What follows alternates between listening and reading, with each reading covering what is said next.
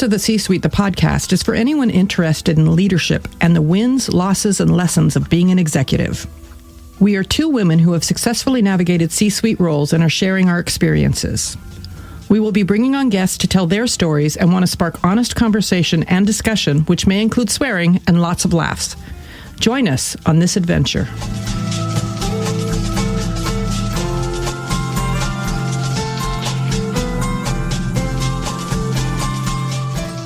Hello, and welcome to another episode of Secrets of the C-Suite, the podcast.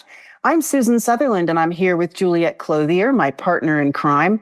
Today's episode is going to be a little bit different. We have ever done a duet where the two of us have tackled a topic, but we want to try something a little narrower, perhaps. We want to call this an unplugged session. We have one idea around which we've had a little bit of conversation, and we thought this would be an interesting one for you all to listen in on as we share ideas and kind of talk about a particular thing. So first, let me say hello to Juliet. Hey, Susan. How are you? I'm very well. How are you? I'm doing good. It's been a very busy time. So I'm managing the external noise and the internal noise and trying to balance that. But it's going well. Good. I'm glad to hear that. Well, what you just said, of course, is a piece of our topic today. And to our audience who has no line of sight to the conversation that we had just before we started recording, I was sharing with Juliet. I'm now back in South Africa, and I am preparing in 3.5 weeks hence for my retreaters who are coming to South Africa for a retreat, get some perspective on your life, and also enjoy South Africa. And I was sharing with friends who we haven't seen for a while because we were in the US, that I was preparing for the retreat. And the woman I was talking to said, well, what kinds of things does one think about or do on a retreat? And so I shared a little bit. And then I said, but I think the key question, even if we don't ask it specifically, is what kind of person do you want to become? Who have you been? Who are you now? And what kind of person do you want to become? And she nodded her head rather vigorously and then giggled and said, just the other day, I was talking to my daughter. Well, her daughter's about 6. And so I thought, well, this is going to be interesting. So she went on to say she was talking to her daughter about swim lessons. And all the kids are learning how to swim. She thinks it's really important that they learn how to swim. And the middle child, who again is about 6, was resisting. It's cold. I don't like swimming. A teacher kind of mean to me. She had all these good reasons why going to the pool and learning how to swim was not what she wanted to do. So her mom said to her, well, it's fine, but I think it's important that you think about the kind of person you want to be. Do you want to be a person who can swim, who goes swimming with her friends, who can go to the pool at your aunt's house? Or do you want to be a person like your grandmother who never learned to swim, who isn't a swimmer? And that's fine. You can choose either one, but it's important for you to choose. And the daughter apparently chewed on her lip for a minute or two and said, I want to go to swim because I want to be someone who knows how to swim. And I was so blown away by that story because I'm a coach. And part of the infrastructure of coaching is this intentional, what direction are you headed in as a person or a professional? And there's intentionality around it. You want to be growing in that direction. And for a mother to ask her 6-year-old daughter to think about the kind of person she wanted to be around this decision to take swim lessons or not was such a beautiful thing in action. And the parenting there, I have to say, excellent parenting, number one. And also creating perspective for a very young person about there is a future self. There is a future person inside you that you get to kind of steer at this point in your life. That is something that's very complex. And the fact that it didn't make this 6-year-old's head explode, it actually gave her pause and caused her to think, is also telling me a lot about how this parent has built up to that moment with their just excellent parenting. So I got to say that out loud. Also, how exciting that the stage has been set for this young person. It gives me a lot of hope. Just something about that gave me a lot of hope. Yeah. It's really very interesting. You and I have talked a lot, and it's almost so easy for us to talk about, well, I'm doing this thing today because I want to make my future self happy. I'm doing the chore today because my future self is going to be so grateful when I come home from work tomorrow. My room is going to be cleaner, the laundry is going to be done. The concept of a future self is easy for us to talk about, but I'm not sure how woven into does everyone think about their future self that way? Not only as someone to take care of, but as you say, to steward, like to choose. Yes, there are choices in this moment. I have this sticky note on my desk. What would your future self want to do today? Want you to do today? Because sometimes you're in a quandary of, what do I do with this situation? How do I make this decision? Having hard conversations, which we talk about a lot. What does my future self need from this moment? And I think that is such an important question to keep at the top of mind. And although you and I talk about it a lot, I don't know that it's embedded in myself as much as I'd like it to be. I think that would be that's a really good kind of starting the day with that. And one thing I've listened to, several podcasts have mentioned this, and then, social media posts about making your bed in the morning is one of the nicest things you can do for your future self.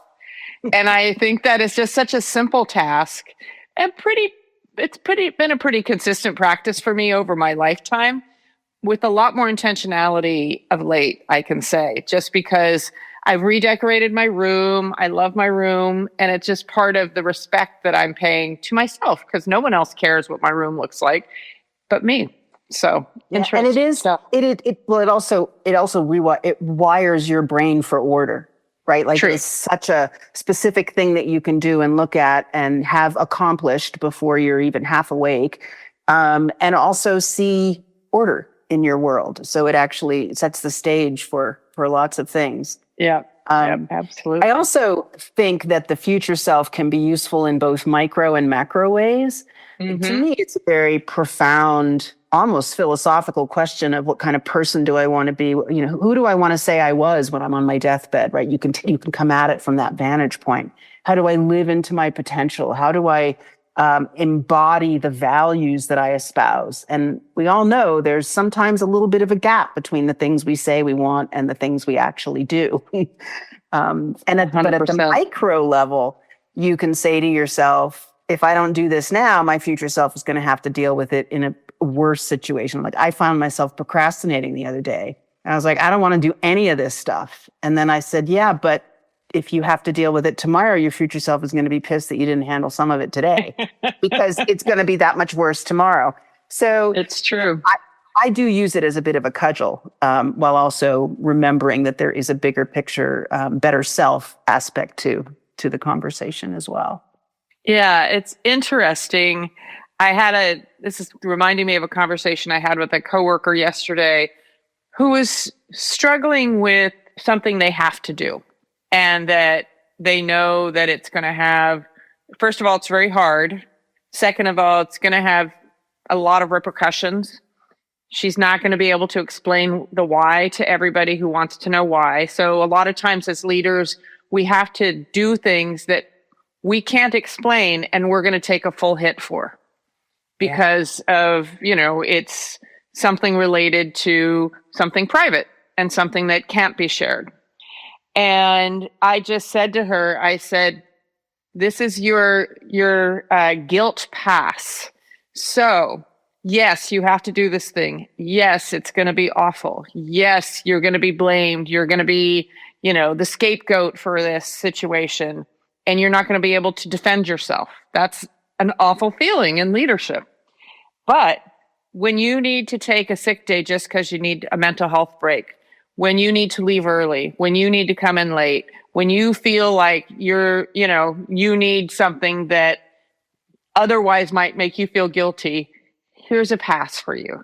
You don't have to feel that, because you're taking this big hit. And this often happens in leadership. And I try and help people who are emerging leaders to understand, at this stage of the game, they're not buying your time. They're buying your expertise. They're buying your leadership and your core experience. And we're not punching clocks here. But a lot of people have a hard time with that, and they carry that guilt. So anyway, I think that tying this into the future self, your future self is going to get a guilt pass because you're going through this thing. And I think that there are also some credibility in that of, I have to do this hard thing today, and I'm going to use this in the future just to help me through something that I would have otherwise felt guilty or had a hard time doing for me, taking care of myself. Yeah. I really like that because leadership has so many trade-offs. And in this case, you're talking about a big leadership trade-off with what's really a time trade, or a mental health trade, no matter how you want to name that. But what's lovely about that is that it reinforces from what I know about you, Juliet, which is the importance of every leader taking care of themselves. Yep. Right. So you can't take care of yourself as well as you might like in this situation. That's the hit you're taking. But on another day, when you're not feeling up to it, or you're feeling depleted, or you feel you need more space, that's when you're going to go take care of yourself. So you're reinforcing that culture of you work really hard. Sometimes the job is harder than you really want. And there are ways in which we support you taking care of yourself as a leader. And I don't know, maybe this is a chance to loop back to what you were saying when we first started, which is taking care of yourself emotionally as a leader is, in the now, not necessarily even for your future self, is really tricky these days. And I think there's that piece of it, I go back to the life balance piece when we think about our emotions at work and things that trigger emotion and how we learn to manage those over time. And hopefully, as a good leader, we're doing a really good job of managing them, but also realizing that managing this today and managing the emotions of this today is going to support my future self, because I need the reputation of me to be somebody who can handle hard things. So I'm not going to, are you fucking kidding me? That's kind of what's going on in my head sometimes. The words you don't say out loud. Exactly. But if I didn't learn to regulate my emotions and not have that response to every ridiculous thing that comes my way, I would not have a good reputation, and I probably wouldn't have a job. So, that's the exaggerated example. But, it's that piece of it is like, in order to have the respect I want long term, I have to behave this way today. And I think in these times where things are very emotionally charged in the world, reminding ourselves that that managing in the hard situations is great practice for just being and being able to handle whatever comes our way. Yeah. There's a muscle, there's a skill involved in the self-management, sort of a self-awareness skill. There's a holding your higher self or your better self in the moment skill. The thing coming up for me now as we talk about this is the very, very real and personal, I'd call it a risk, that what you learn to do, particularly if you have a big job and you work long hours, is you are always presenting a managed persona.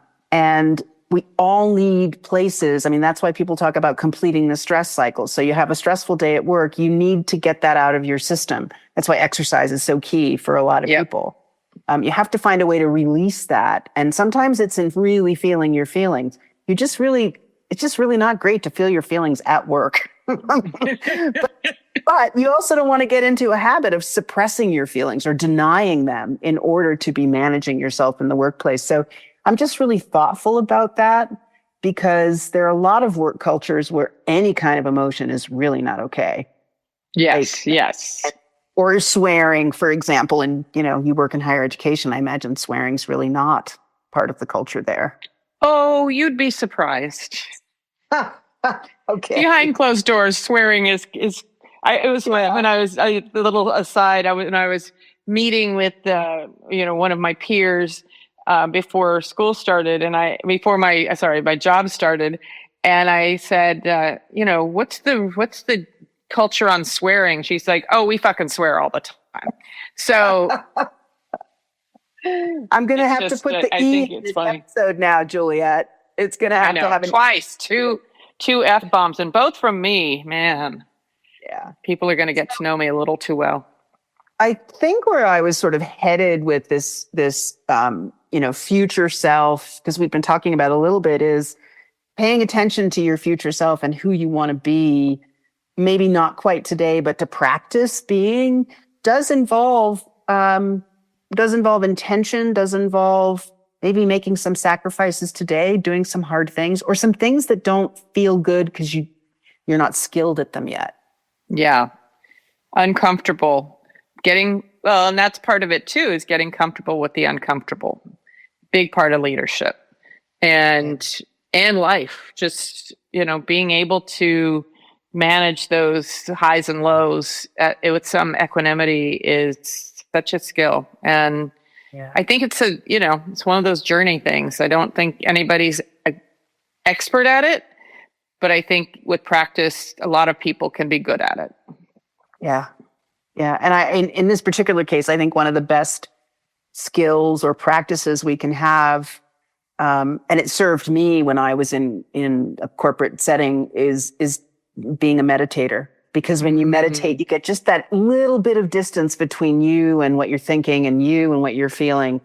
And I think it probably saved my bacon a few times when I was ready to either implode and cry or, are you fucking kidding me? Here's the example. Yeah. Yeah. It's a practice of creating a little bit more space between you and what's going on with you. That's good. I think meditation is huge, and I'm not great at it, but I know when I need to regulate, going for a walk and just asking the questions and processing things alone before I start to process them with other people is really helpful. Because a lot of times, again, I feel like this is an investment in your future self. When you start to confide in someone, especially at work, and you triangulate a situation where you're talking about this to this person, about that person, that affects your reputation. That's a really strong signal to the other person. And it undermines trust sometimes. And so you have to be really careful about those things. So I think that meditation, that, regulation of emotions and processing stressful situations is really important to becoming a leader or respected leader. Yeah. And I mean, let's be honest, it's particularly hard these days. The world is, to use my favorite vernacular, it's a dumpster fire, and there's chaos, and it's so not clear how things will settle out. That even feels like a platitude. Settle out. How can what's going on settle out? But settle out it will eventually. It will. So we're experiencing dysregulation and stress on different levels. So and we are responsible as humans to manage all of that, including how do we navigate in a world where things don't seem as reliable or as safe, certainly, as they used to be. So absolutely. We all have absolutely. And I feel for people, I'm in a position, as are you, where a lot of these things are not going to affect me long term because I'm at a stage in my life, because I'm at an age, all those things.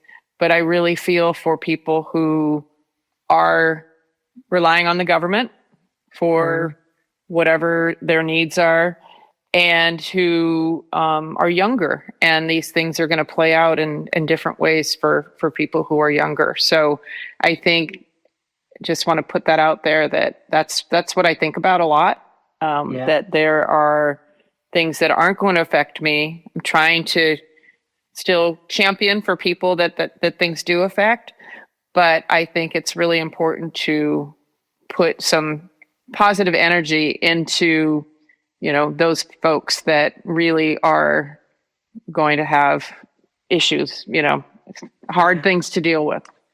Yep. I was listening to on my walk, and then we should probably wrap this. What did we call it? I've even forgotten. Okay, we're going to have to take a pause there. Unplugged. Okay. I was listening to a podcast that you introduced me to, Julia Louis-Dreyfus, Wiser Than You. And her first episode of her current season was a repeat of a conversation she had with Jane Goodall. And of course, Jane has recently passed. And it was such a profound take. Jane is just very straightforward and, says she's eloquent, but she's not loquacious. Let's put it that way. She doesn't use a lot of words, something I could probably learn. But she was talking about how important it is to have hope, and hope not just about a certain thing or your life, but about the planet. And the way she framed it is that bringing people to think about hope and activism, which doesn't have to be activism with a capital A, but that hope is an act. It is something where you show up intentionally, on purpose, doing something that actually makes truth out of your projection that good things can happen. Because otherwise it's just an empty, these are not her words. This was my takeaway. Right. It was really a wonderful, and of course all her podcasts are both funny and endearing. All of her conversations with wise women are really wonderful. But anyway, I just wanted to say that because I think in these times, it's more and more important for all of us and any of us who are in a position of being able to do things or hold things up, that we demonstrate hope and that we put some energy behind that, some activism behind that. 100%. Hope is a form of resistance. And I do love that. And I think that despair is where we start losing. And so really, I encourage our listeners to look for those things you can be hopeful for, because they're there and your future self will appreciate it. Yeah, because your future self is going to be like dealing with however this settles out, right? Like, well, hopefully we'll all be there managing that. Yeah, exactly. Anyway, I think it's probably time to wrap our Unplugged session today. We've been a little bit all over the map, but the idea was to talk about your future self and managing yourself so that you're making choices, that you are always in choice about who you are and who you are becoming. And this was a spontaneous conversation that I think was kind of fun. But you, audience, you, our listeners, we hope that you've appreciated. And please let us know if you thought this version of our podcast was compelling or fun or provocative. We'd love to know, because absent that, our plan is to do these periodically, occasionally. We're not quite sure on what timing. So thanks so much for being with us today. This has been another episode of Secrets of the C-Suite, the podcast. Today's episode has been, quote, Unplugged. Juliet, thanks for being here. It's great to talk to you. You too, Susan. Take care. Bye. We're so glad you've joined us for this episode of Secrets of the C-Suite, the podcast. We'll be back with another episode in 2 weeks. In the meantime, please tell your friends and coworkers about us, and be sure to follow, subscribe, and give us a 5-star rating if you enjoyed listening. Secrets of the C-Suite is produced by Juliet Clothier, Susan Sutherland, and Brian Clothier. Original music is by Brian Clothier, and the podcast is inspired by leaders like you.